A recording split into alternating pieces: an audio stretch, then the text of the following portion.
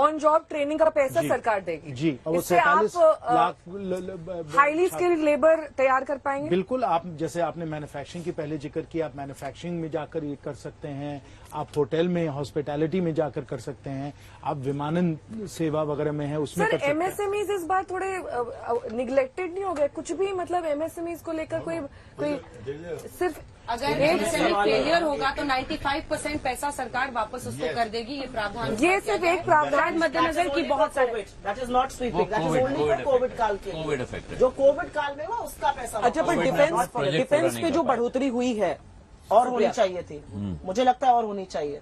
Defence की जो बढ़ोतरी, क्योंकि इसमें जो बढ़ोतरी हो रही है वो भी भारत में ही रहेगी, क्योंकि मेक इन इंडिया इतने बड़े पैमाने पर चल रहा आई है। थिंक डिफेंस की बढ़ोतरी और होनी चाहिए थी। डिफेंस में मैंने चेक किया था करीब 3 लाख करोड़ की करीब 13% कह रहे की बढ़ोतरी हुई है। आई वुड हैव प्रेफर्ड, मुझे ज्यादा बेटर लगता अगर ज्यादा होती, और इसलिए मैं बहुत शांति प्रिय हूँ। बहुत लोग अटैक करते हैं आपको कह के आप शांति, मैं बहुत शांति प्रिय हूँ, लेकिन आज जब हमारे बॉर्डर्स पर चीन, पाकिस्तान और अफगानिस्तान का एक एक्सेस से प्रॉब्लम है, चीन अरुणाचल में भी तमाशे कर रहा है, मुझे लगता है हमें अपना डिफेंस बजट बढ़ाकर एक ज्यादा स्ट्रांग और स्ट्रेंथनिंग मैसेज देना चाहिए था, जहां पर हमसे चूक हुई है। 24 पार लगा देगा ये बजट। जैन जी, अब आते हैं असल मुद्दे पर, क्योंकि देखिए आपने चमकाने की तो वैसी ही कोशिश 24 की तो है। वैसे ही पार हो गया अंजना जी। पहले से ही पार है। आपको क्यों चिंता है? आप दिल को बहलाने का गालिब ख्याल अच्छा है कहा जाता है। भारत जोड़ क्या रही है दिल को श्रीनगर से? बहलाने उनको का तो गालिब कहना ही ख्याल है, अच्छा उनको है। कहना ही है, लेकिन वो भी जनता से जुड़ी हुई हैं, मैं भी जनता से जुड़ा हुआ हूँ। और यहाँ देखिए इतने सारे छात्र हैं, अगर आप उनसे विकल्प पूछे तो मुझे लगता है एकदम स्पष्ट वही तो बता गुलाब देंगे जामुन खा के मुंह मीठा कर ले कि कमल का कमाल चल रहा है। हाँ, दिल को बहलाने का गालिब ख्याल अच्छा है।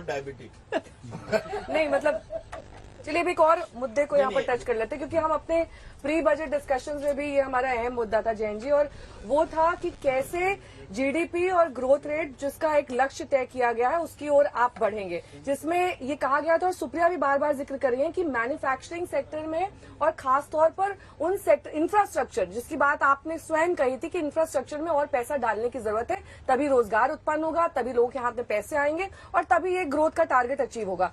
क्या उस टारगेट की ओर ये बजट बढ़ा है? नेहा जी ने मेरी क्लास बहुत अच्छी ली है, लगता है बहुत अच्छी सब से याद सब की है। प्राथमिकता है, सब अगली क्लास हम priorities। नेहा बातम की करेंगे। नहीं बहुत अच्छी तरह से उन्होंने सब समझा। नहीं बिल्कुल सही। और देखिए अगर इस बजट में आप देखेंगी आपको वही नजर आएगा जिसको हम लोग जिस पे चर्चा कर रहे थे, कह रहे थे कि ये प्रायोरिटीज होनी चाहिए। कैपिटल एक्सपेंडिचर, अब कैपिटल एक्सपेंडिचर का क्या फायदा है, जैसे माननीय वित्त मंत्री जी ने भी कहा उसका मल्टीप्लायर इफेक्ट होता है, और उसको ही इतना प्रोत्साहन दे दिया गया है। जहां 7.5 लाख करोड़ था उसको अब 10 लाख करोड़ कर दिया गया है। यानी रेलवेज में, हाईवेज में, पोर्ट्स में, एयरपोर्ट्स में दबादब खर्चा होगा। और इसके 2-3 फायदे होते हैं। एक तो फायदा ये है कि उसका रोजगार उसमें उत्पन्न होता है, बहुत जबरदस्त तरीके से रोजगार उससे हो जाता है। दूसरा कि जो हम लोगों के लॉजिस्टिक्स के कॉस्ट हैं या हम लोगों को दुनिया में जो ग्लोबली कंपेटिटिव बनना है, हमारे कॉस्ट कम हो जाते हैं, हम ग्लोबली कंपेटिटिव हो जाते हैं। और तीसरा जो उसमें ये है कि उसका एक मल्टीप्लायर इफेक्ट होता है। यानी अगर हम इंफ्रास्ट्रक्चर पे खर्च कर रहे हैं, इन्वेस्टमेंट कर रहे हैं, तो सीमेंट में भी जा रहा है, स्टील में भी जा रहा है, कंस्ट्रक्शन में भी जा रहा है। इन सब जो है इंडस्ट्रीज को, सेक्टर्स को भी आप प्रोत्साहन देते हैं। तो निवेश हम जितना करें, कैपिटल एक्सपेंडिचर हम जितना करें, वो सुप्रिया बहुत मुस्कुरा बढ़िया। रही हैं। सुप्रिया आप कंक्लूडिंग रिमार्क्स ले लेते हैं। अंत्योदय स्कीम, क्योंकि बजट अंत्योदय मुस्कुरा रही हूँ क्योंकि जयंत जी को मैंने as an anchor and editor भी बहुत इंटरव्यू किया है, और तब भी हम यही जवाब आ सुनते रहा थे कि बहुत मल्टीप्लायर इफेक्ट होगा। तो पिछले 5 सालों में ये सर नहीं हुआ है। अनएम्प्लॉयमेंट और गुर्बत गरीबी बढ़ी है इस देश में, तो वो मल्टीप्लायर इफेक्ट मुझे लगता है जनवरी क्यों नहीं आ रहा है। 2023 से एक फिर से मुफ्त अनाज देने की योजना है।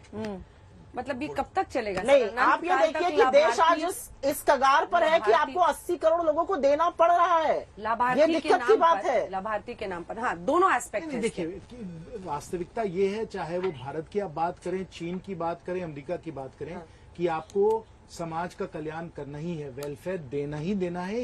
एक बस एक फाउंडेशन, एक धरोहर बनाना होता है, वो हर अर्थव्यवस्था में, हर देश में किया जाता है, वेलफेयर होता ही है। दूसरा कि आपको एम्पावरमेंट भी करना है, जिसमें कि हमारे युवा जो हैं बेहतर से बेहतर उनको रोजगार मिले, हमारी कंपनीज जो हैं ग्लोबली कंपेटिटिव हों।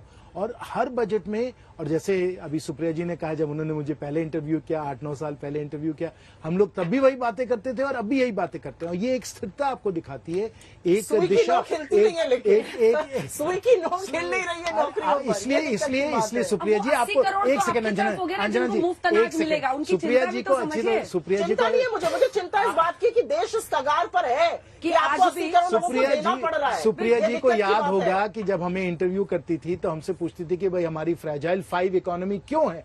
आपको याद होगा, आज वही एजेंसीज जो हमको फ्रेजाइल 5 कहती थी, वो हमें कहती हैं कि हम एक चमकते हुए सितारे। अगर मैं आज परिवर्तन नीडल मूव नहीं हुआ क्या? अगर मैं आज आपका इंटरव्यू कर रही होती तो आप मैं कर ही आपसे रही हैं। नहीं, मैं एक आप सवाल कर ही पूछती रही हैं। आपसे। सवाल तो मैं पूछ ही आपसे रही हैं। सवाल ये पूछती कि एक व्यक्ति की ऐसी रिपोर्ट आई है, आपके 50 इंस्टीट्यूशंस को उस पर प्रोब करना चाहिए अडानी जी पर। न सेबी से एक चू आती है, न आरबीआई से आती है, न बैंकिंग रेगुलेटर से आती है, न एसएफआईओ से आती है। ये और कहां अब ले इस आएंगे बहस देश के को? आखिरी मिनट में वो नाम आ ही गया जिस पर चारों तरफ चर्चा हो रही है। तो आपसे प्रश्न है ये, अडानी का क्या होगा? क्या है ये मामला? विपक्ष कह रहा है जांच कराइए, क्या है सरकार का? आम आदमी का पैसा एलआईसी और एसबीआई डुबो रहे हैं और सरकार कह रहे हैं बिल्कुल चुप बैठी है। FPO से उन्होंने सरकार रिकवर कर लिया पैसा। कहाँ रिकवर कर लिया? सारा रिटेल खाली पड़ा रहा है एफपीओ का। एफपीओ हो गया। अब हम लोगों को आगे देखना होगा कि सही इस पे क्या प्रक्रिया होनी होगी। मैं पूरा विश्वास करता हूं कि अगर हमारे कोई भी रेगुलेटर है, उनको इन पे जांच करना है, वो जरूर जांच करेंगे। तो देखिए आगे क्या होता है। The law will take its course, whatever course. नहीं, पर वो इंडिपेंडेंट एजेंसियां नहीं, इसी पर सवालिया निशान सुप्रिया ने। सुप्रिया जी को अपना काम करना है, विपक्ष की तरफ से बात रखें। एजेंसी को कुछ तो करना चाहिए, सरकार की चुप्पी तो चलिए, टूटनी चाहिए। अडानी के मुद्दे पर क्या करना है एजेंसियों को वो तय करेंगी, बजट को किस तरह से देखना है ये जनता तय करेगी।